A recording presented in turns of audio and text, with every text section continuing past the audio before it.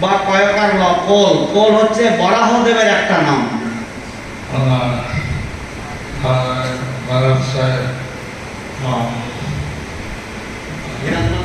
হিরণ্যাক্ষ।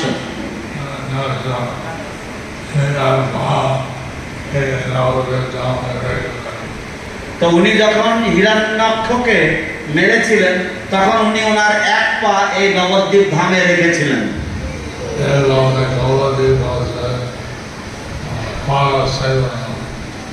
এইভাবে কোলদ্বীপ হচ্ছে পাদ সেবন ভক্তির সাথে জড়িত।